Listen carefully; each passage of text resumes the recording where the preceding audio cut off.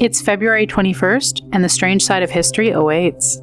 Today, we have a lie that briefly rewrote reality for profit, monuments dismantled to survive a flood of human making, and a species reduced to a single cage. Let's begin.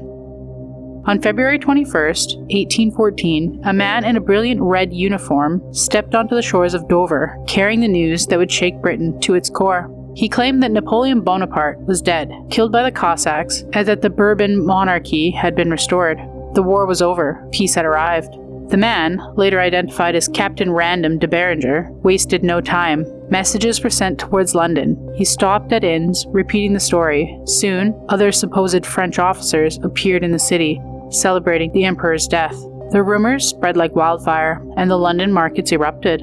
Government securities, especially volatile shares known as anniums, surged as investors rushed to buy, convinced that years of war had ended overnight.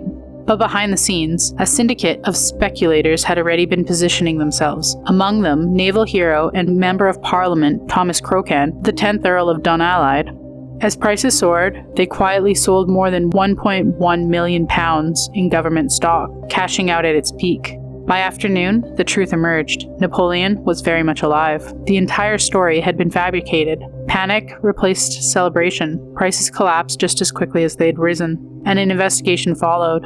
De Berger and several others were convicted of conspiracy to defraud. Crocan was fined, imprisoned, stripped of his knighthood, and dismissed from the Navy. Yet, many believed he was framed, as he would later be pardoned and reinstated.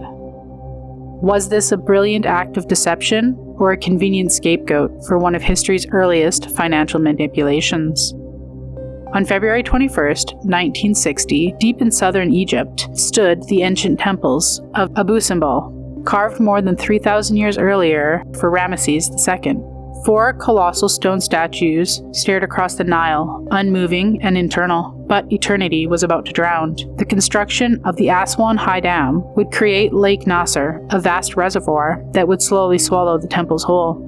UNESCO launched what they call the most daring archaeological rescue in history. The solution sounded impossible: cut the mountain apart. Between 1964 and 1968, engineers carefully sawed the temple into 1,035 massive stone blocks, each weighing up to 30 tons. The statues themselves were sliced into sections. Every crack was mapped, every angle measured.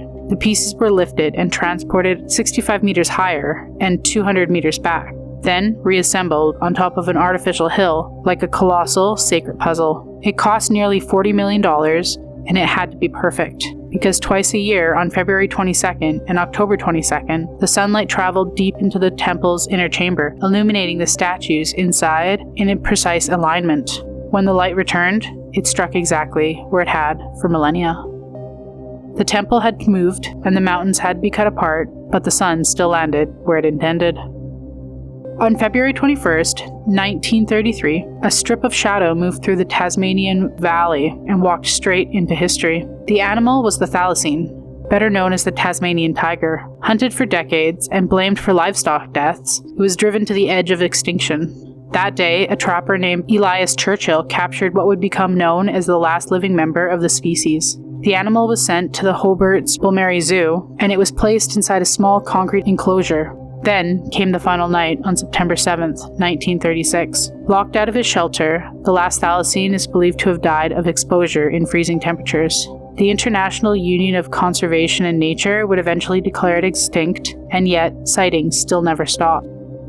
Just 59 days before the last one would draw its breath, legal protection for the species had been granted, but even then, it was too late.